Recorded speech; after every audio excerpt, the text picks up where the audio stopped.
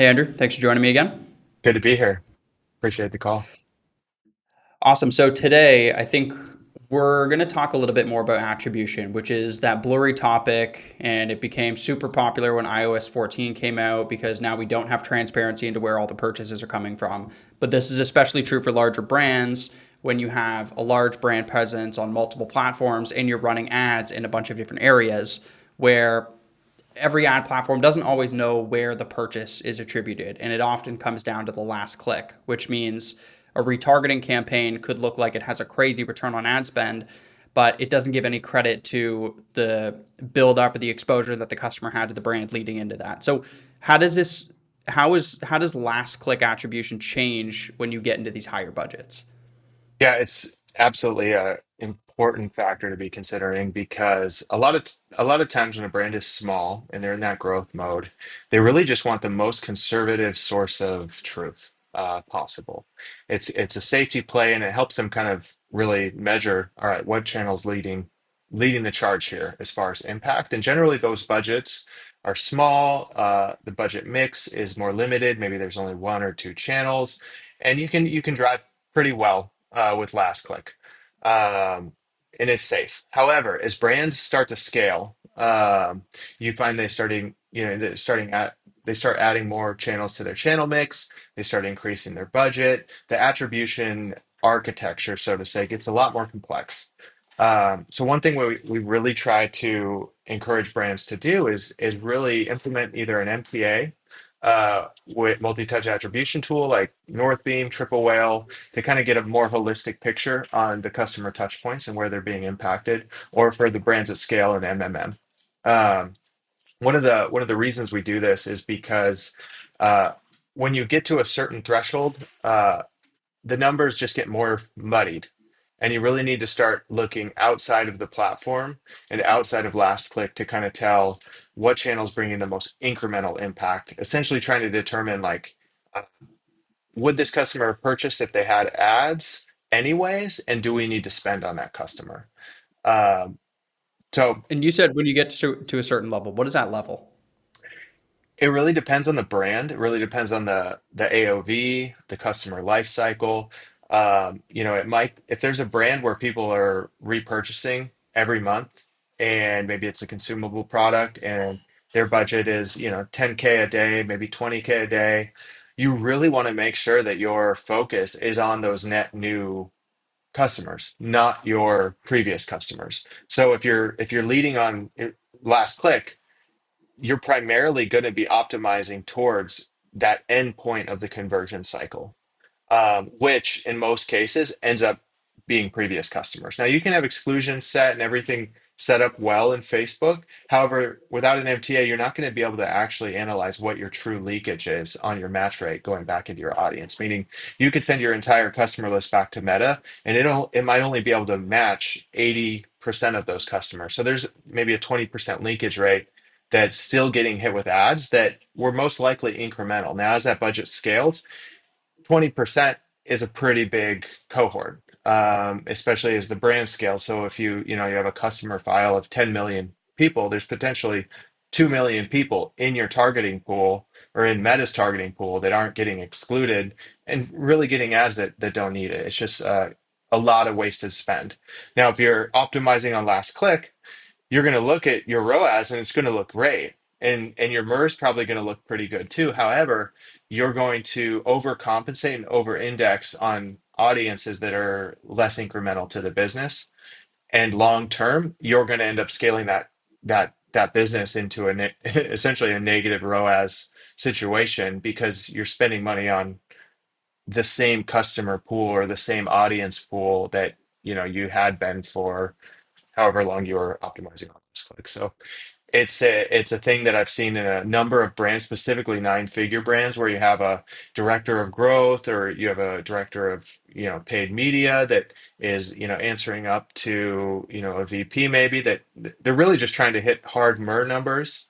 And so it's easy to get MER out of people that are already aware of the brand. Um, so But I guess that that's the catch 22 is that you're chasing MER, and for everybody who doesn't know, that's multiple earnings ratio. So this is total revenue divided by total spend, right? Mhm. Yeah. Am I right on that? Okay, Yeah, yeah, okay, yeah. perfect. We call it media Um, efficiency ratio. But yeah, exactly. Your got media it. efficiency ratio, really trying to give high level pulse to like a CEO or senior executive of like how much should we spend, how much should we make? And generally, they're looking at that on a daily basis. Uh, but what that SVP team isn't considering is the money that you're capturing that day is actually a result of marketing that happened maybe a week ago, or Sure. 2 weeks ago. So you get sort of this sine wave of spend, and then you get another sine wave that correlates with it of actual sales.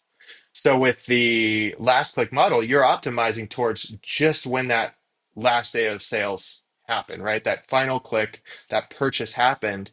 And oftentimes you're making decisions thinking, oh, well, this is what I did that day marketing wise. And, we need to spend X or do, have this kind of campaign activated when in reality, like you should have been looking at what was it that led up to that sale, and how do we optimize that first impression, how do we optimize that first awareness phase on finding the new customer that's going to end up actually not only filling the business with that first purchase but going to be coming back multiple times over in the next year, and as a repeat purchaser, ideally without advertising dollars having to go out and acquire them.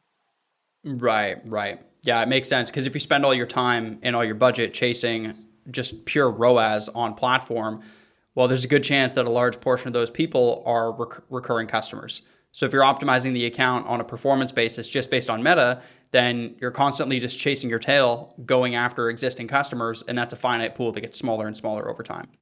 Exactly. And I've seen brands that have kind of swirled their way to the bottom on last click. And, Mm. part of, there's probably brand founders or, directors of growth that are listening to this. It's really hard to just pull the band-aid and say, okay, we need to change our attribution model. We need to lean into whether it's an MMM or some sort of incrementality testing.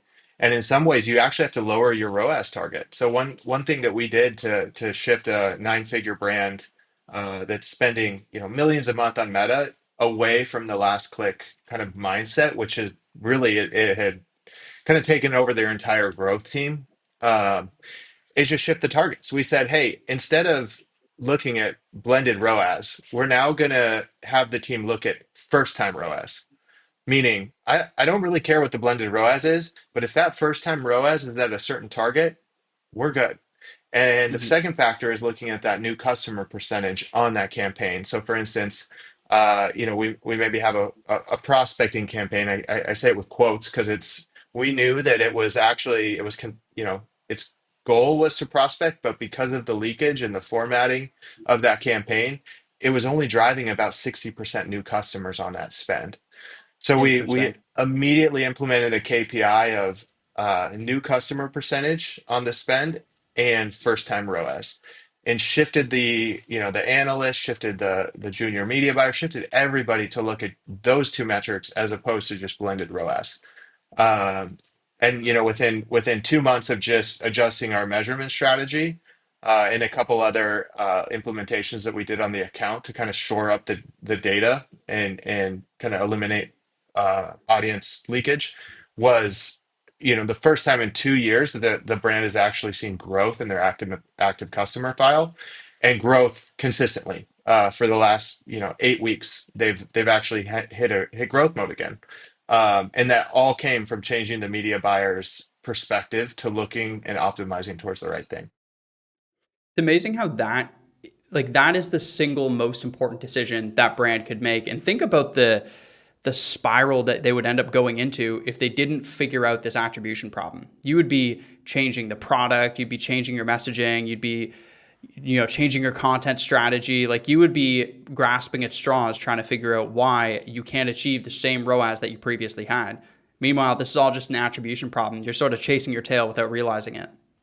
Exactly. It leads to, poor strategic decisions, a false sense of profitability, and that has a trickle effect both down the chain of command and also up, because you get, you get a CFO that's saying, "Hey, we're spending the same amount, but our business isn't growing. Kind of what's going on?" And you also get media buyers that are saying, well, hey, we're hitting our ROAS target, you know, and there's this sort of conflict there.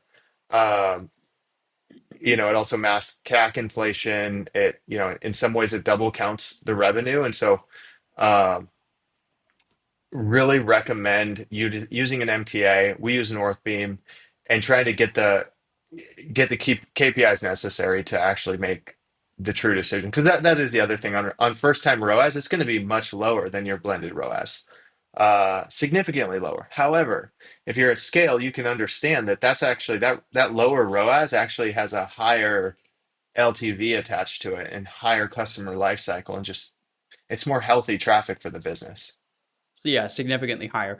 And if you set a moderate ROAS target for first time customers, like call it even 1.1, if you can break even on that first sale, you know you're going to make up for it in folds as the time goes on. Exactly. And most large brands are looking for that break even or better on first purchase.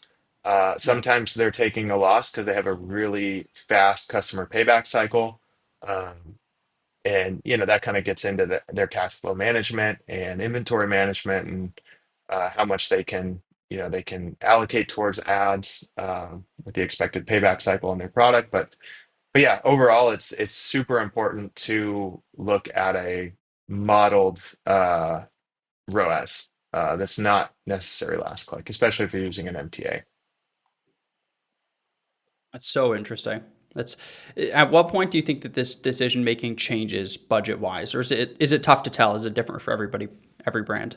Yeah, it's really difficult to tell. It depends on how big your customer base is, how much you've grown, what other channels you're optimizing on. For instance, Google can read as a really strong channel. However, because a lot of times some brands, especially in kind of the gift space where discovery might happen on Meta, Google might sweep up a lot of those sales. And in some cases, you might actually over-index and overspend on Google because uh, you know they're they're actually discovering it on Meta, and your budget should be over on Meta. Uh, what's funny at the summit this year, one of the things Meta had really emphasized is that the Gen Z audience is a zero click audience, meaning they're seeing ads, they're being impacted by ads, but they're not actually clicking on ads. They're screenshotting them, Mm. going to Google, going to ChatGPT, and then purchasing the product through there. So if you're a last click advertiser, you would be scaling your meta budget back to nothing because they're not clicking on the ad. And instantly your discoverability drops and you see sales drop through, search. And again, another issue with last click, and as the future of advertising unfolds with machine learning and more privacy kind of restrictions coming from Apple soon, like last click isn't going to be a model that's as tried and true, in my opinion, as it has in the past. um, So then what happens to these major platforms? Do they just change their attribution model altogether, or is everybody going to be relying on a third party platform like Northbeam? Yeah, no, I think the platform's actually done a great job to try to model the ROAS, and model the revenue in a way that's very accurate. There's been a lot of like strong data partnerships between some of the bigger tech companies, Meta included, and Google with analytics, and even integration with Northbeam.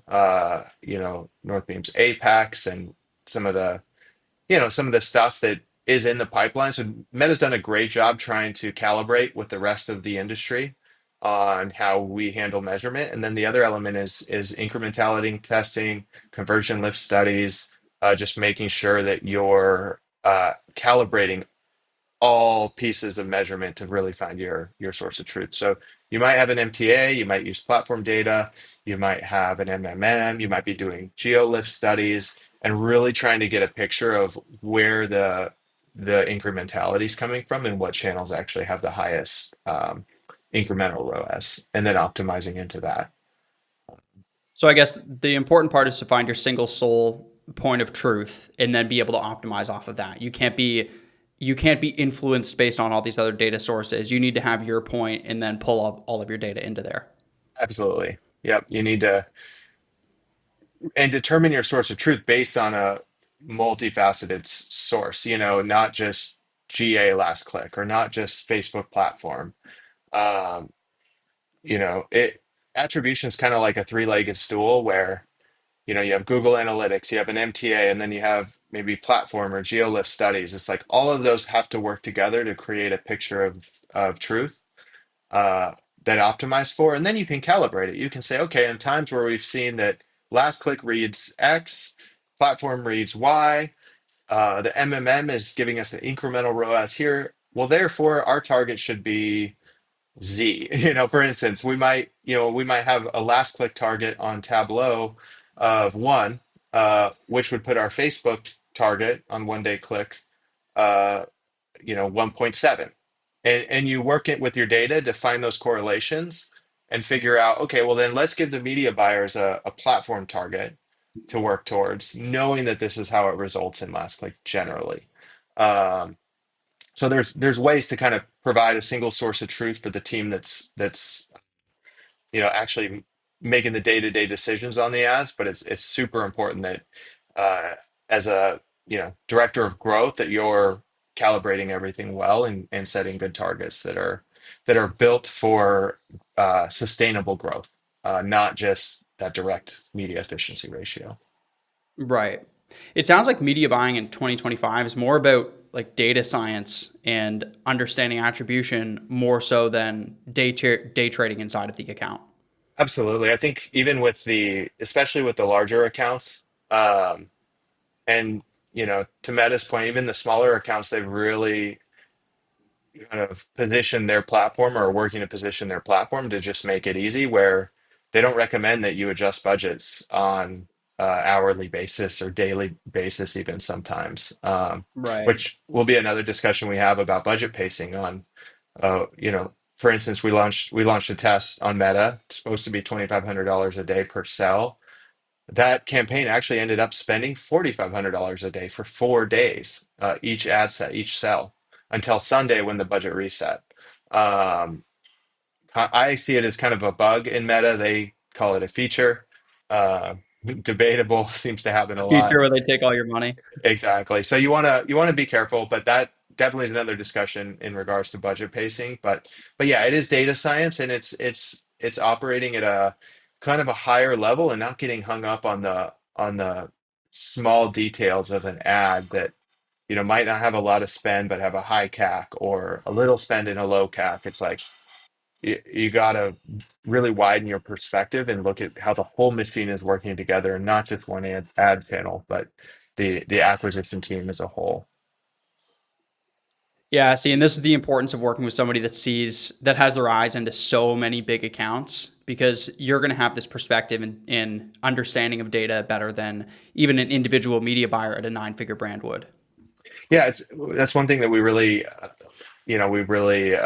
try to provide value to the brands that we work with, is that we have a perspective on you know a lot of spend across a variety of different verticals, that gives us the ability to really make recommendations that are founded in data and ultimately truth and experience.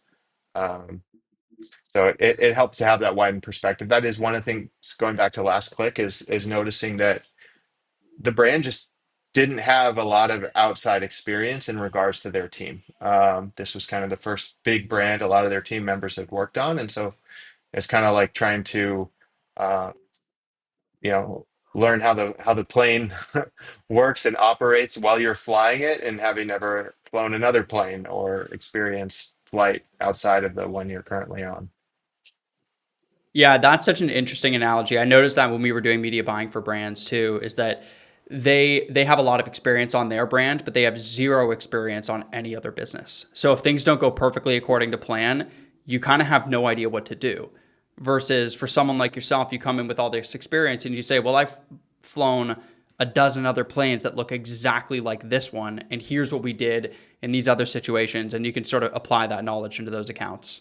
Exactly. And you learn the weather patterns, and you learn how the auction reacts, because it's dynamic, right? There's days where there's double the amount of users on Facebook. There's days where there's half the amount of users on Facebook. There's days where there's double the amount of brands that are bidding. There's days where there's no brands bidding. And so there's days when something breaks, and so there's all these different scenarios that go in that happen within the auction. And after a while, you kind of get to learn to read the data and understand kind of the most optimal decision that you need to make on certain ads or campaigns or brands. Even this weekend, we identified with a brand. They had an issue. Northbeam was reporting an extreme jump in new visit percentage and very zero attributed revenue to two specific campaigns.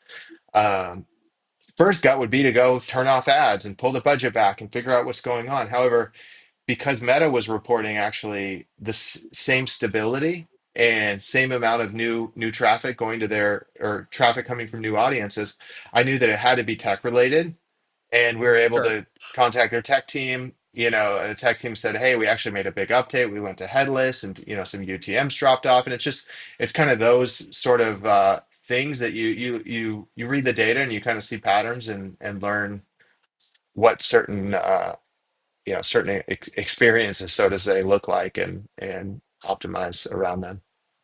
Yeah, yeah. I guess you can panic if you're riding a bike and you can slam on the brakes, but you can't panic if you're flying an aircraft carrier. You got to analyze the situation before you make rash decisions. Exactly, and plan ahead. It's planning really is everything.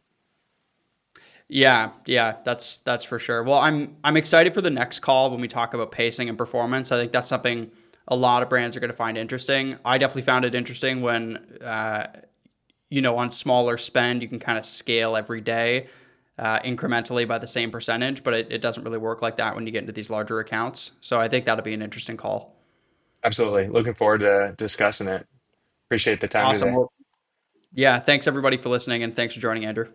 Thanks a lot. We'll talk soon. Bye everyone. Bye. I was thinking, it'd be good to talk about why, like the headline would be why last click attribution is killing your acquisition. Interesting. Interesting. Let's you know what? Let's just throw up. I'm going to stop the recording.